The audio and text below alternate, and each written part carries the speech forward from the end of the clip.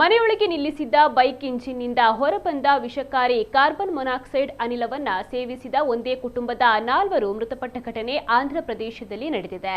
Bike repair ಮಾಡಿಸಿದ್ದ Murali ಎಂಬಾತ mechanic ಸಲಹೆಯ ಮೇರೆಗೆ bike engine ಅನ್ನು ಇಡೀ ರಾತ್ರಿ ಆನ್ನಲ್ಲೇ ಇಟ್ಟಿದ್ದಾನೆ. ಮನೆಯ ಬಾಗಿಲು ಕಿಟಕಿಗಳು ಮುಚ್ಚಿದ್ದರಿಂದ ಹೊಗೆ ಮನೆಯೊಳಗೆ ತುಂಬಿಕೊಂಡ ಪರಿಣಾಮ ಬೈಕ್ ನಿಲ್ಲಿಸಿದ್ದ ಕೋಣೆಯಲ್ಲೇ ಮಲಗಿದ್ದ 70 ವರ್ಷದ ಅಜ್ಜ ರಾಮಚಂದ್ರಯ್ಯ, 15 ವರ್ಷದ ಮೊಮ್ಮಗ ಕಾರ್ತಿಕ್ ಮತ್ತು 8 ವರ್ಷದ ಅವಳಿ ಹೆಣ್ಣು ಮಕ್ಕಳಾದ ಚಂದನ ಹಾಗೂ ಚರಿತಾ ಮಲಗಿದ್ದಲ್ಲೇ ಉಸಿರುಗಟ್ಟಿ ಸಾವನ್ನಪ್ಪಿದ್ದಾರೆ. ಬೈಕ್ ಮಾಲಕ ಮುರಳಿ ಮತ್ತು ಅವರ ಪತ್ನಿ ರೇವತಿ ಮನೆಯ ಮೇಲಿನ ಕೋಣೆಯಲ್ಲಿ ಮಲಗಿದ್ದರಿಂದ ಪ್ರಾಣಾಪಾಯದಿಂದ ಪಾರಾಗಿದ್ದಾರೆ.